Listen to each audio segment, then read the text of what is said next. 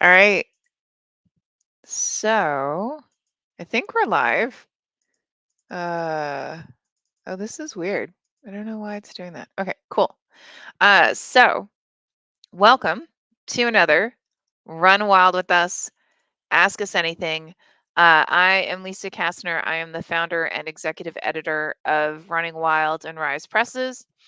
And I am typically here with you on Thursdays between 5 and 6 p.m. Pacific time, 8 and 9 p.m. Eastern time, with some of our phenomenal acquisition editors. And sometimes we're lucky enough to get some of our more, standard day to day, I guess you could say, editors to join us as well. And the whole purpose of this, honestly, it's so that you can ask us whatever you want.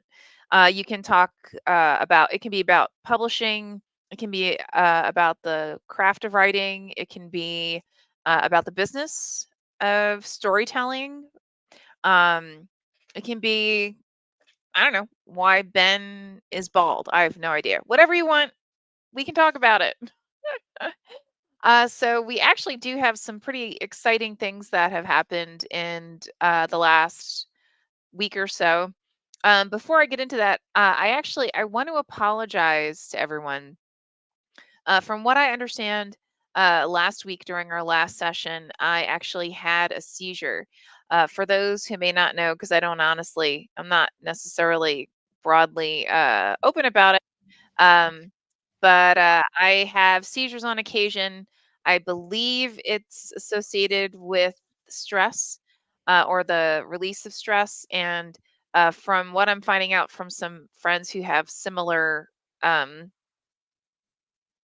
physical reactions, um, getting, I got both the COVID and the flu shots at the same time in the last few weeks, and it sounds like if you're prone to seizures, it actually can act as a trigger. So I'm so sorry. From what I understand, it really freaked some people out. And Ben, one of them, who was also kind enough at the end of the session to say, "Hey, that was really weird."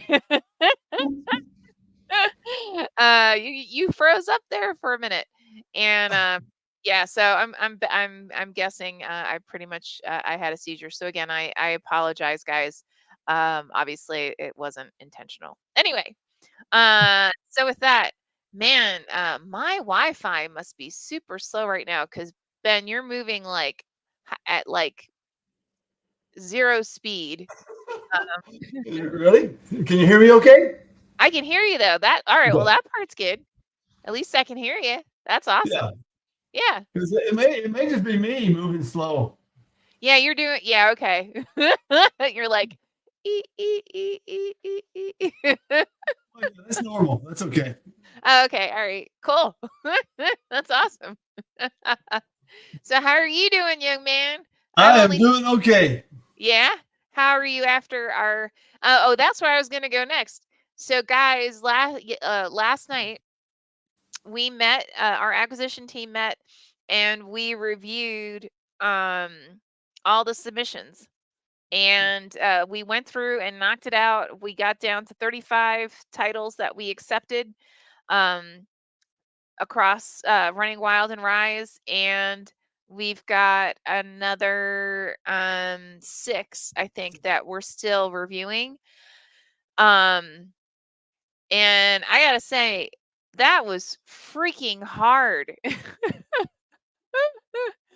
I You agree. guys, there were some pretty awesome stuff there, right? Wouldn't you say? Oh yeah.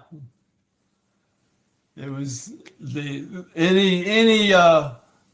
any decision came down to this much difference, and which isn't much difference at all. And just had to make some tough decisions. But and we of course we're driven by capacity too. So we had to keep that in mind because I think what did we get 30 something 30.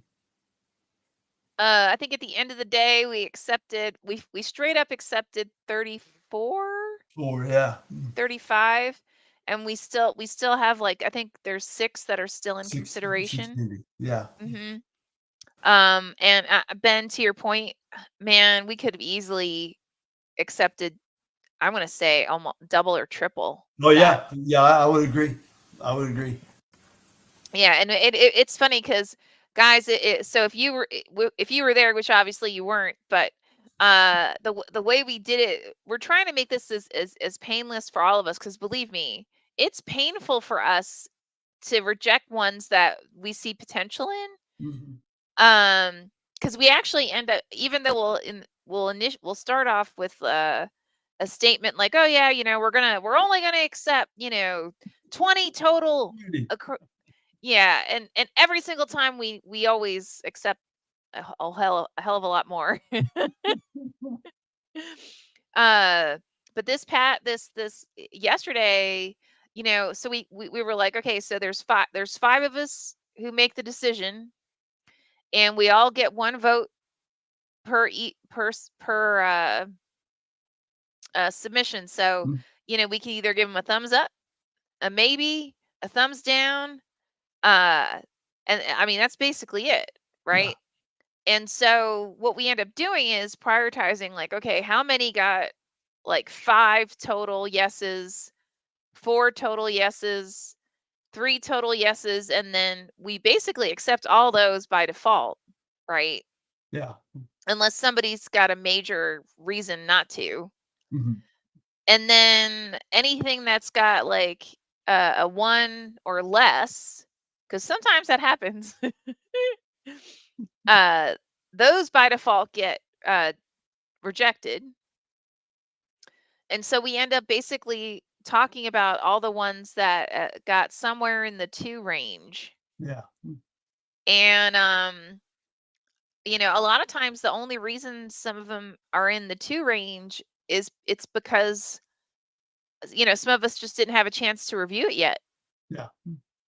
So then it becomes a topic for discussion. So to me, what's fun is when we end up arguing over who's going to get to edit it. Yes.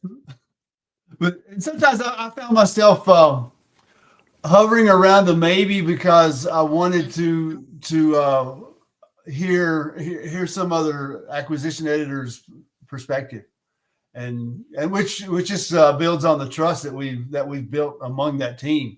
And I said, well, I'm leaning towards a no, but somebody else had a definite yes. I may go maybe. Let me hear what they say, because nothing says I see it all. It's and I may have missed something. So it's very it's a good system to make sure that you hear other opinions. Oh, I would completely agree. Yeah. And that you trust those opinions. That's a good part of it too. Oh yeah. Well, I mean, what's really nice about it too is, excuse me, we've got this trust where, someone may have a perspective about the writing or a topic that's being covered within the piece, or what have you, that to your point, one of us, maybe we never thought of it before, right? Or it's not something that we would have considered, based on our backgrounds. So being able to have someone with such a completely different perspective to come in and say, hey, look, this is why I said yes to this, or this is why I said no to this, and they're really passionate about it. I don't know, I just think it makes it a much more compelling conversation. Yeah. Yes. Mm-hmm. Yes.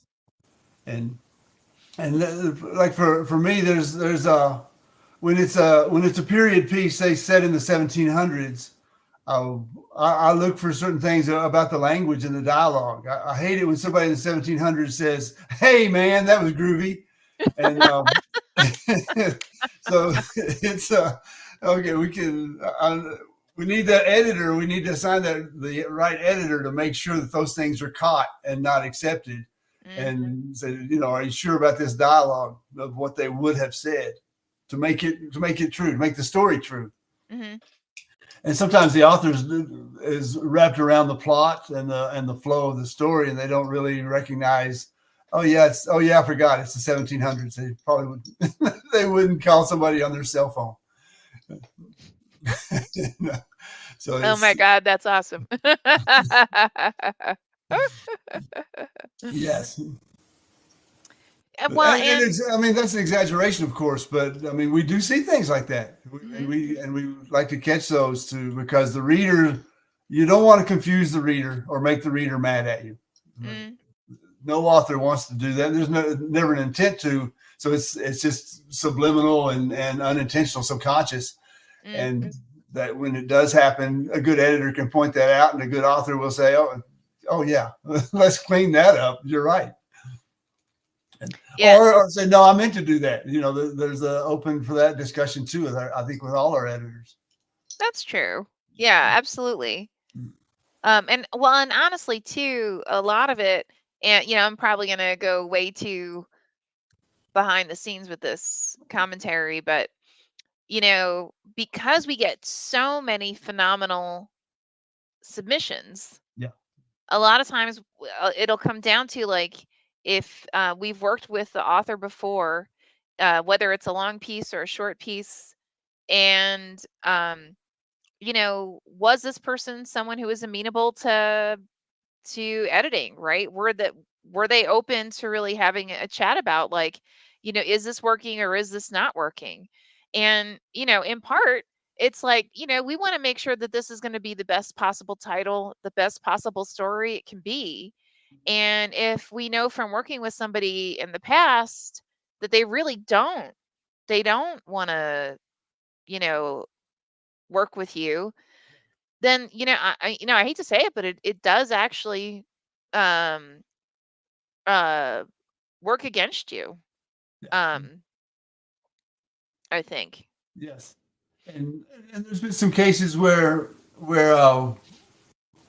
the author has not taken my suggestions Mm, and pushed back, and my I said, okay, let me, maybe it's me, maybe it is me, my mm, subjectivity is coming in too much, so let me get a second opinion. So again, that trust factor, I'll bounce it off one of those other acquisition editors without saying what I see or don't see, and just mhm. ask for an honest opinion about what they see. And then when it comes back, if they agree with what I see, then okay, that validates what I've told the author. And Mhm. but if it doesn't, then okay, let me reevaluate what I said. And that's just to the advantage of the author and to the piece, the story or the novel. It benefits from that process as well. And to get the good writing, and like you say, Lisa, the best story out there. Oh yeah, absolutely. And actually, kind of to piggyback on your commentary, we're really lucky as well in that a lot of the editors that we have engaged in the past, both acquisition and those who are not part of the acquisition team, feel safe enough to come to us, um, if not the full acquisition team, at least one of the acquisition editors, and say, hey, can you uh here are my thoughts on this. What do you think, right? Does this align with what you're seeing? Or they may point out something that makes them either uncomfortable or they feel is like a significant edit, or maybe there's something that they're having a debate over with the author.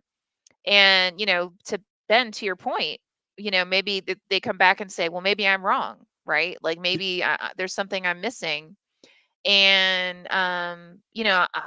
I'm really thankful that we have, because we've got a pool of almost 20 editors who we work with Yeah. on a rotating basis, who With a wide range of experience and skills. exactly. Yep. And a lot of times too, and that's why also it's important for us to pick to give our editors choice as to what piece or pieces they're going to edit, because we fully acknowledge we have quite a wide range of works that uh, and types of manuscripts that we accept and that we publish. So, it's going to be an editor who may be very strong in more I'm just making this up, like magical realism versus, a Western, you know, uh, you typically know what you're strong in, you know, and so it's great to be able to reach out to them and say, hey, I'd love it if you would check this out, or if you would consider this as a piece for you to edit. And a lot of times too, they'll come to us and say, hey, I really want to work on something that has, these elements, because, I want to, bring that forward, or work on a piece that's really strong in these spaces. So, I mean, yeah, I'm really, really looking forward to us diving into these works. Mhm. Hmm. And this time around, I noticed that in the past we've always gotten memoirs, a lot of memoirs, Hmm. and a pretty good selection of horror genre.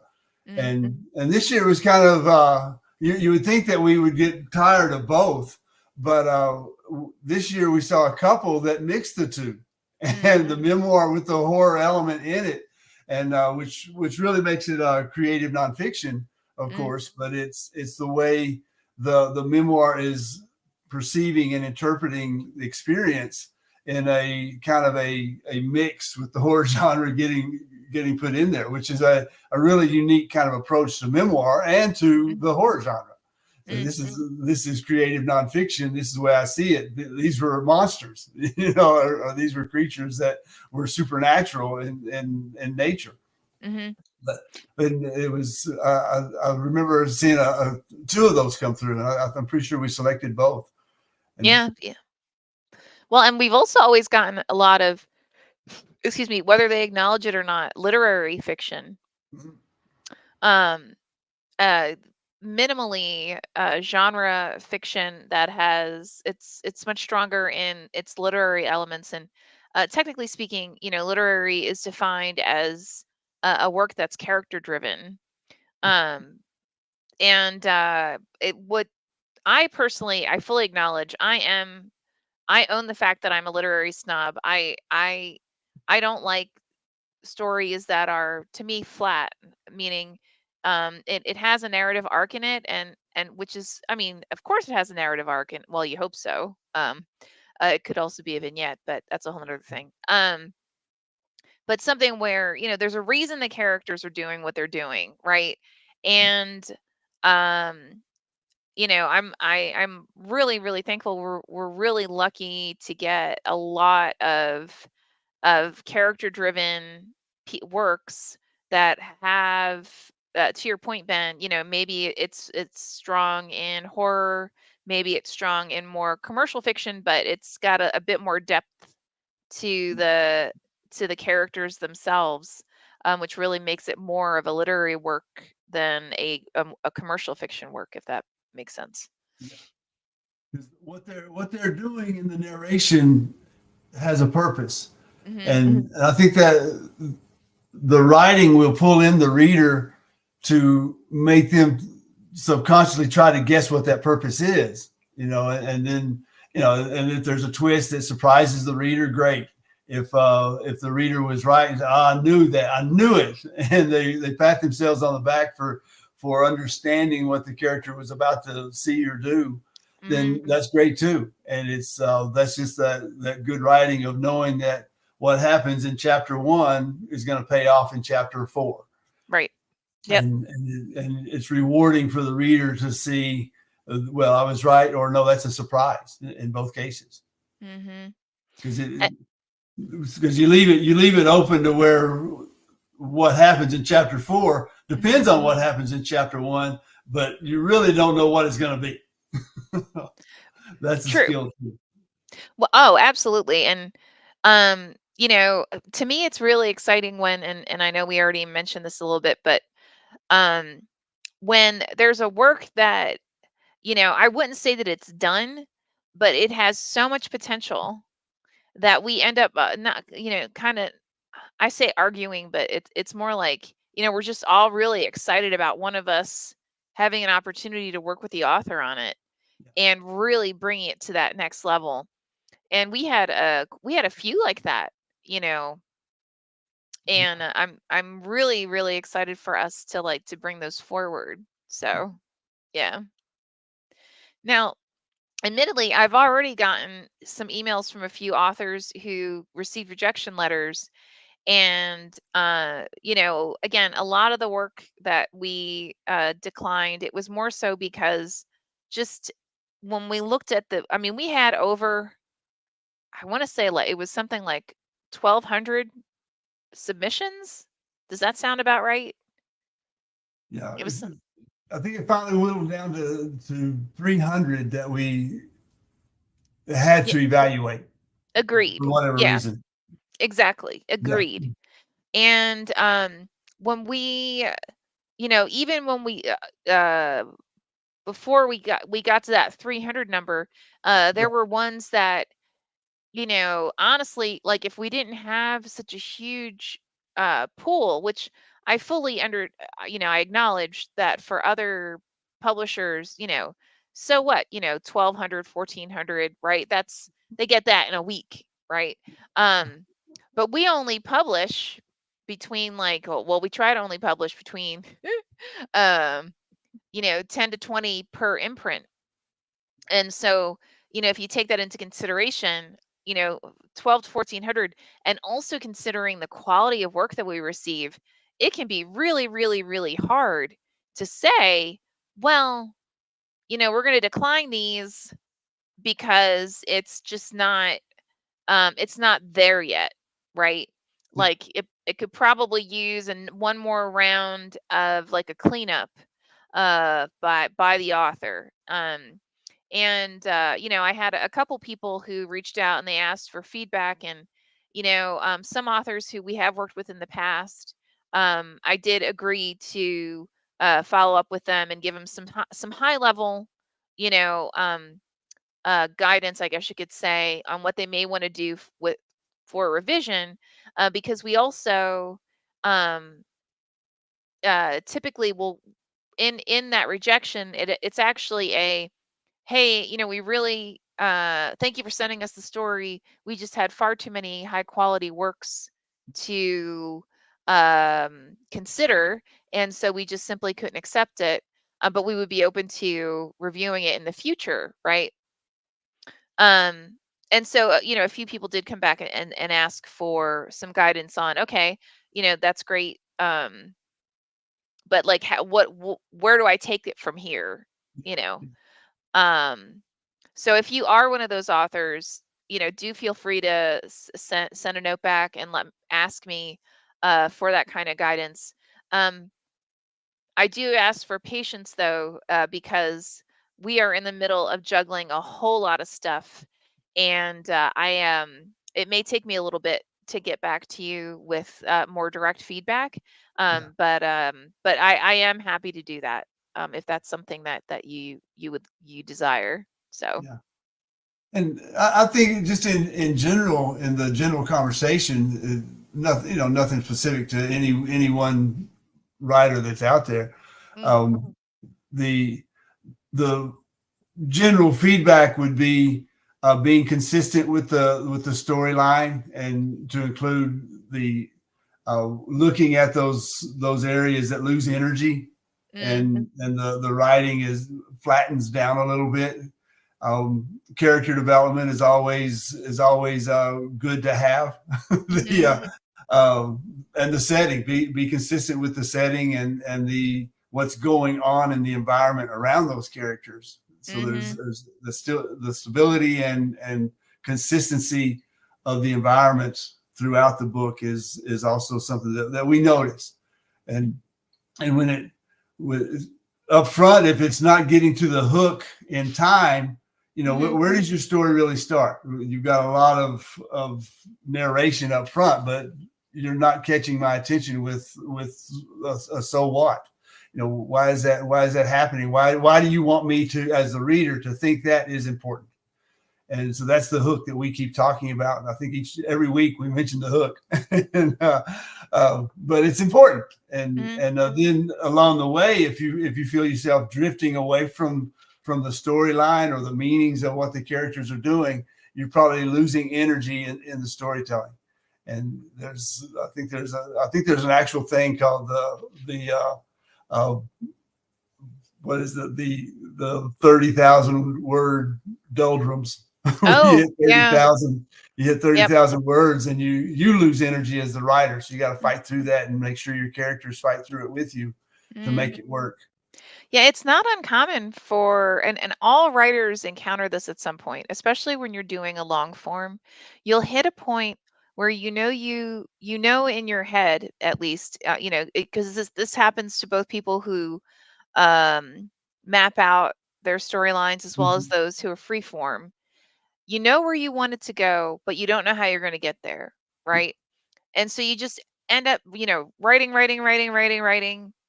until you get to whatever it is, that magical whatever, right? That that impetus for the characters to do whatever it is that's going to get them to that next plot point, or that next um, segment of the story. And sometimes as the author, you forget you did that, right? And, Yes. and also because to you it feels natural, Yeah. right? Of course, this is what happened in order for you to get to blah. But I actually gave this feedback to one of the authors. You've got to ask yourself, it's the why do I care?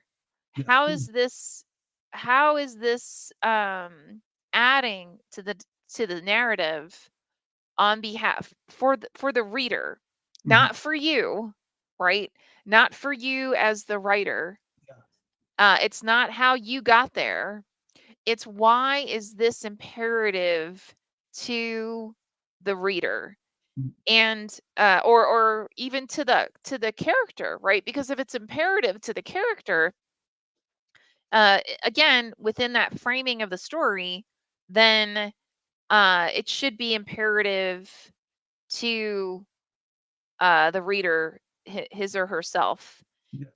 And I think a lot of times, it's very easy for us as authors or as storytellers, we forget that, right? Yeah. Because we get so and just engrossed within the narrative that we're developing, and we can see it in our heads, right, or in our mind's eye. Like, I know where I want this to go. I know why, I know what the next major whatever is going to be, but I don't, so in my head all this makes sense, all this jibber jab. But to a third party who's not familiar with this story, none of this makes sense, right? And in a lot of ways, that is why um having a really solid editor is so important. It's having someone who understands craft and understands the various forms of craft that can be leveraged to take that to the next level, and give that guidance to the author of how do you do that cleanup so that the story is, it's absolutely imperative to that reader to finish this story. Excuse me. Yes. Right? Like they've got to flip that page, Yeah. right? They absolutely need to keep going. And it's funny, like there have been, you know, tons of books that have won, huge awards that the whole I'm reading it, and I hit that doldrum part, right? Hmm. I think it's like 30, is it I think it's like 30 to 50,000 words Yeah. is usually where, Where it hits. Yeah. yeah. And so it's like the last third of the story, like to get you to that, the major impetus of why we're in this story. And Discoveries. right, exactly, right, of the discoveries. And I I I can count more most recently, and I'm not going to name the books because it's just not nice to the authors. It's not fair to them, in my opinion. But um, you know, uh, the whole time I'm thinking, there's a reason this won awards. Why did this win awards? Right? I'm going to get to that point, and man, you can feel it when you hit that magical segment. right? Where, I mean, everything, it's just like it's the glue, like everything finally has come together. And the story, like it's like, okay, now I get it. Now I understand why this won, like the National Book Award, or why it won, a Pulitzer, or why it won, fill in the blank. It's like, okay, all right. And the catty part of me secretly thinking they probably could have done one more round of edits, but okay. And you're right. That's the other part. That's the subjective nature of any story. Mhm, Why'd you put that in there? I wouldn't have done that. And and you're right. It would probably stand alone without that part. Or mhm, more of this. It could use more of this, and you're probably right. But because there's so many different readers and interpretations out there waiting to be rewarded by the book, and the reward is diverse. mhm, It's a wide range of how it connects with different people. That's another aspect of the literary nature of literature. mhm. It's working on many different levels, deep and wide. Well, and especially with anything that's like the more autobiographical stories that we've seen more recently, Yeah. and the memoirs, much of our discussion ends up in the like, why do I care, right? Yes. Yes. Um, what would make a reader say, I want to read this, I have to read this, there's something about this that is important to me. Um, because it's very easy, us as individuals, to become engrossed in our own personal stories that we don't see. Well, again, why do I care, right? Why does the reader care? So, How does the reader relate? And because it's but the characters are um they can't be flat, because if they're flat characters, the readers is the words are going to be flat too, mhm, and the interest is going to put the book down.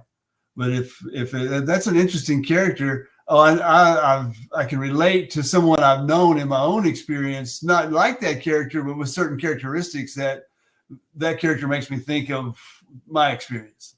mm, And that I think that's a skill too. And that's, but it can be hit or miss. You got to get it in the right hands of the right reader to say, oh yeah, that's, I identify and I mhm. relate. Well, and again, we've talked about this in the past.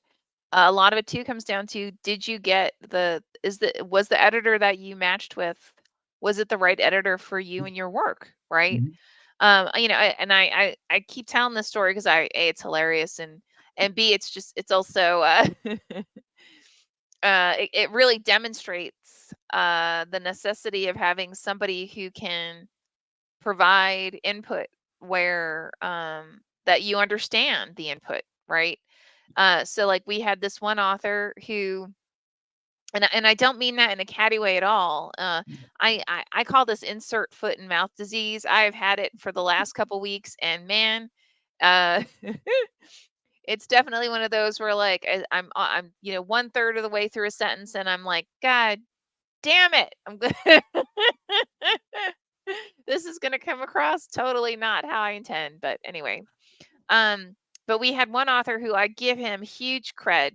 He owned up to the fact that he got all this amazing feedback from one of our phenomenal acquisition editors, and um, the way most of us uh the way most of us go through, we ask leading questions, right, to kind of get the author to think through what they're doing within the piece. And he looked at the question and went, "Oh yeah, okay, I addressed that, whatever." Boom. And just marked it as complete, right? Well, his wife, he was about to hit send, right? So reply back to the editor like, "Yeah, I'm good. It's all good." And his wife said, "Wait, well, hold on a second. Do you mind if I look at the feedback that you received?" And he was like, "Yeah, sure," right? Because he figured, I'm covered. I totally nailed it. It's all good. And she looks at it and went, yeah, no, that is not what he's telling you. And she re-explained to him the feedback, like the question that the editor was asking him and what the intent of that question was. And it caused him, and she did it for like almost every single question that was raised throughout the work. And it caused the editor, not the editor, apologies, it caused the author to sit back and go, oh my God, okay, now I get it. And did a complete rewrite based on those leading questions. And sometimes, it's not a good match, right? Sometimes it's that maybe the editor isn't a good it doesn't have the right and Ben, you inferred this previously, doesn't necessarily have the right background, right? Because we all have such diverse Yeah. backgrounds and experiences, right? um and sometimes it's, you just need someone to be able to put something in a way that you can hear it and absorb it and understand it and then say, ah, got it, and respond accordingly. So Yes. And it is a wide range of editors and editor experience that pays off for us. And Lisa makes the suggestions and say, can you take this one? Because it's not just out of the air. It's because this fits what you've done in the past and your personal experience from the past. The books you've edited along the way and the job you've done. And the approach. I think the approach is one characteristic we all need is some flexibility, because we're all writers and we have our opinion about how we would have written it, but that's not how it's written. So we have to be flexible enough to say, I can get over my own preferences to see what this author is doing and make it work. And that flexibility is rewarding as well. Because we can learn from that as writers. And even as editors too, we can learn from it. Yeah, right? That's what I mean. Yeah. Oh, yeah. Well, in the editing process, we learn from the authors, and hopefully the authors are learning from our questions that we ask, or the input, or the edits that we make, whether line edits or word edits, or move that passage down here, or start the story here and get rid of the rest, and stop the story here. It's time to stop. So get out. And you don't need to go on. That's where you leave the reader rewarded. You don't need to explain it. Stop. Exactly. Actually, yeah, and that you'd be surprised, guys, how often that does happen, where someone, they just get so engrossed and they overtell the story. And so much of what we do is just come in and say, yeah, you see these additional 15 pages, yeah, you don't need all this. Time to back up. Hey, Peter, how's it going, young man? Hello. Going good. It's going good. Excellent. Just So, reviewing manuscripts and following Ben's advice about asking questions and giving comments. Cool. I was gonna say, were there any that you among those that we had to decline that you were upset about? Like, are there any that you feel like we need to go back and take it back? No, I got a good feel for the manuscripts. Usually within the first 5 pages, then skipping through it, you can see how the voices remain consistent, or if they go off on tangents, like you guys were discussing. Are they explaining things that aren't necessary to be explained? Which is a mistake a lot of authors make, because they want to show the reader everything they could possibly show them, when you could take one paragraph, one sentence, or one chapter, 3 paragraphs, kind of thing. But I actually put dibs on a couple. Some I found really amazing, and others I'm like, I think this should see print, so I want to get my up to it and see what happens. So yeah. Very cool. Yeah. What were our numbers? I glanced at that email. What were our numbers of acceptance? I think it was like 36 that we accepted outright, and we still have 6 more that we're considering. Right. I changed my opinion on one of those stories this afternoon. It started out fantastic, but then the writing got, like I just said, he was explaining everything. It was a very accurate story, but it wasn't anything that was necessarily story. You know, it felt like he was explaining what he was going through and what he did and what happened without really considering how to make that a literary or even the genre fiction work where the reader would get something out of it while they were going through the experience with it. Got it. So, Oh, interesting. and I'm not saying that authors shouldn't do this because we're all writing for our own reasons, but a lot of authors, you should be writing for yourself, but you should be, in my opinion, and I've got very, but you want to keep your readers in mind. You want to know what traps you're setting for them, what hints you're giving them, what clues you're giving them to make it a story of intrigue as well as impelling interest to keep reading the story. And I found myself several times going, oh, what's up with email? What's up with this? What's up with that? I'm like, the story isn't keeping me. It's not gripping me. So I got to pass on it, Well, and so much of it is, as the writer, keeping in mind, like, what is it that engages you, right? And if, Peter, to your point, if for whatever reason they simply are losing that energy, right? Like this just isn't, it's just not really compelling. Then, minimally, we can tell them that, right? In a polite way. Right. We don't want to discourage them at all. I mean, I want them all to keep writing. Oh, yeah. Yeah, exactly. There is more to learn. Yeah. And absolutely. It's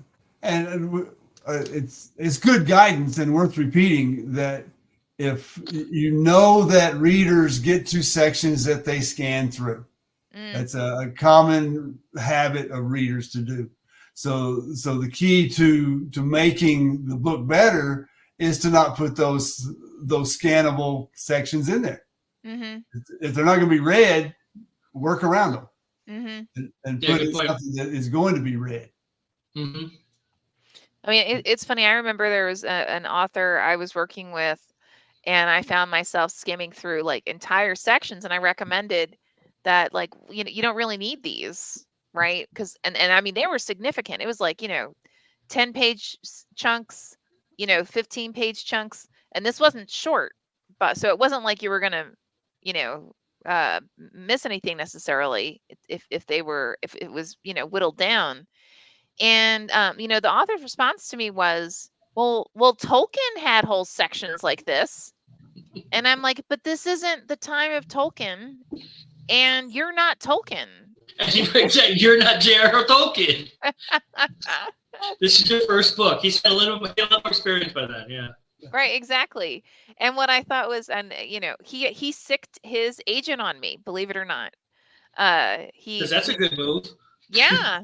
And what was hilarious is his agent and I ended up on the phone for like an hour, and I don't know how he positioned this with her, but the way he put it to her made it sound like I don't know, like I was like the second coming, forcing him to change his whole life or something.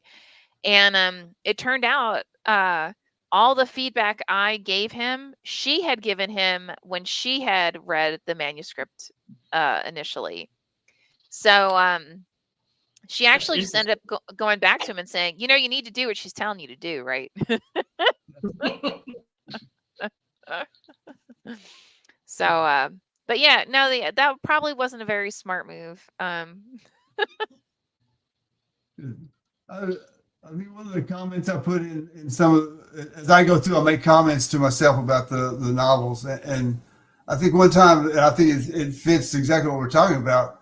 This story's got a lot of hydrogen, but there's no oxygen. And so, give me something to drink. I need them both.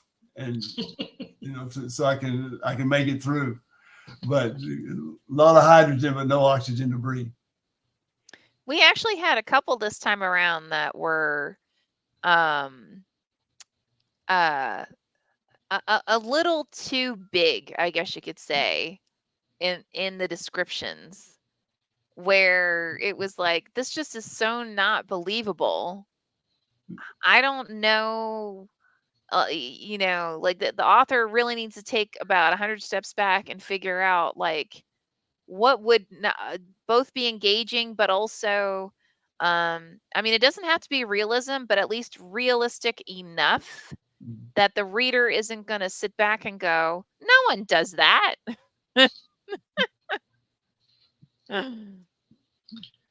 So we had, I mean, considering the number of stories we had, it wasn't a large number. I'd say it was maybe 3 to 4 or 3 to 6 that were written in that manner. But that was also interesting because I don't remember us getting stories that many in the past that were definitely of questionable narrative nature, I guess you could say. I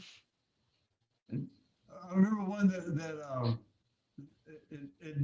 it was described in a very positive way of a memoir of development and growth, but it was broken into chapters where the first 3 was, this is where I was, and then the next 15 to 20 chapters was, this is all the fun I had when I got out of the first 3 chapters. You know, and there was no development or growth to transition to get the reader there. It was just, oh, that was me then. This is me now. Look how much fun I'm having. Here we go. So the development wasn't necessarily there. And that, honestly, guys, I mean, for any kind of more character-driven piece, having that development, right, that arc is imperative. The reader needs to feel like they're a part of this life, right? They're a part of the story, not that they're just kind of tossed into, look at this horrid shit that went down. Okay, look, now it's all happy. Yay! Like, it just doesn't, it doesn't work. Well, do people want to read happy?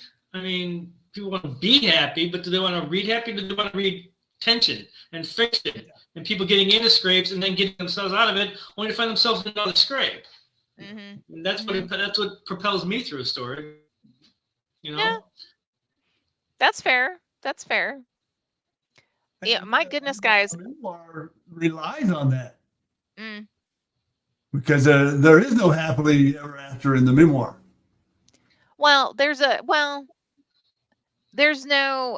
memoir if there's no contrast, right? Yeah, I mean, things can end well, but there's got to be some crap that goes down. I wrote my memoir and I'm done. Right? Yeah. Success. Yeah. Yeah. No, that doesn't.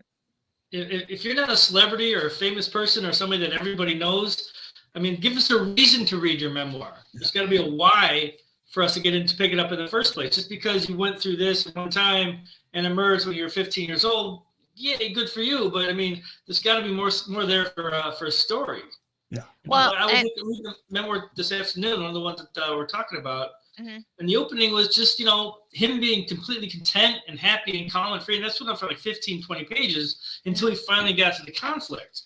And I'm like, I don't need to know these details. I mean, yes, they're interesting, but this car ride that took 4 pages could have been done in 1 paragraph. Yeah. Like Ben was saying earlier, I mean, it could be condensed because that other stuff isn't necessary. All we need is place, time, and what's going on.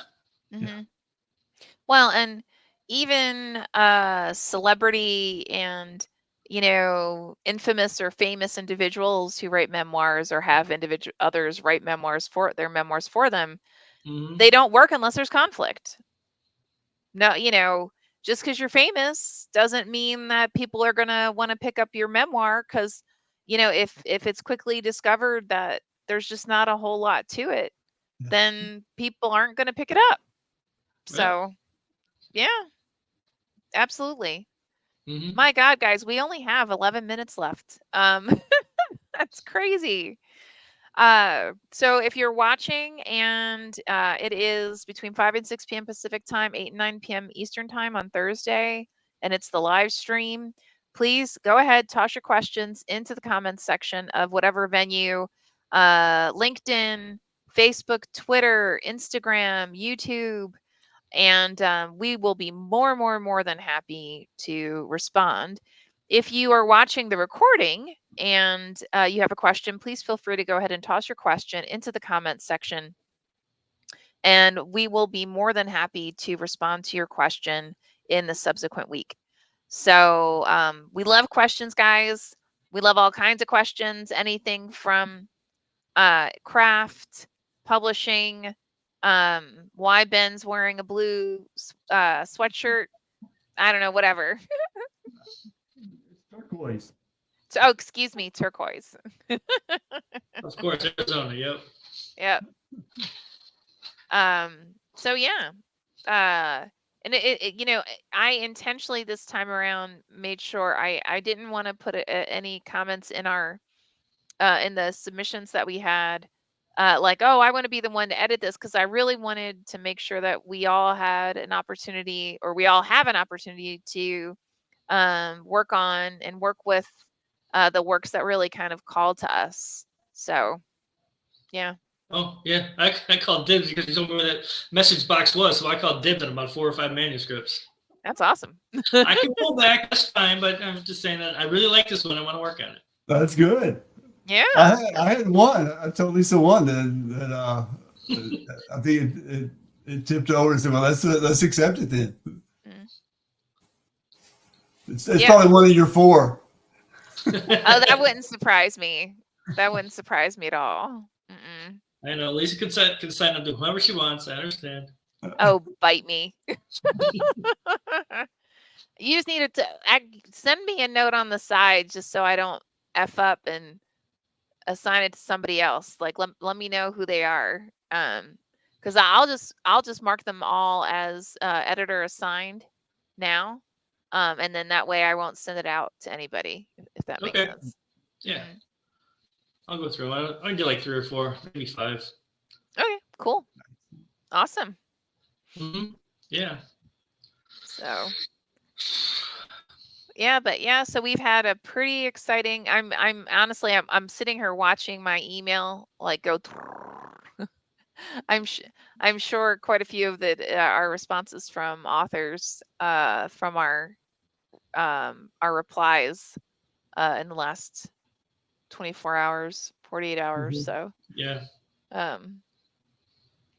It's an exciting moment for them, whether it's their first, second, or 5th book. I mean, it's always an exciting moment to get acceptance. Well, I mean, and it's exciting for them. It's exciting for us. I mean, it's just wonderful to be able to help someone, fulfill their dreams. Mm-hmm. So, absolutely.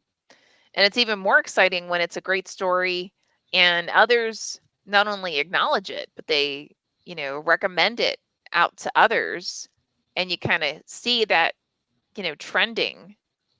That's so much fun to see things like that, Yeah. So that was one thing we saw. I noticed this time around in the query letters that authors were saying, "I found you because you're open to novels that don't fit anywhere else," and that connects with a lot of authors, or it certainly did this time around, because they were telling us that. And we also had a lot of authors that came to us because they were friends with other established authors who've worked with us already. Yeah. And who said, you wrote this and this is amazing, and this is really the publisher that you should be going with. So the one thing that I thought was interesting as well is the volume of incredible work that we received, where they were flat out said, "I only sent this to you," right? Or you're my first choice because I read X, Y, or Z, or I worked with Ben already, or I worked with Peter already, or I worked with whomever already, and I really loved the way that you guys worked on the pieces, and I love the end result, and to me that's what's important, and we've gotten a pretty decent number of the works that we accepted and that we actually received as well were from return authors. So Yeah, one author that I'm aware of that his third and fourth, or his fourth and fifth. Oh, what? Count. Curtis? Yeah. Yeah, fourth and fifth, man. Oh wow, cool. Mm-hmm. As Yep. far as enjoying working with editors, I mean, we all strive to be Ben. So I mean, that's the goal. Well, you know, we can't all be Ben.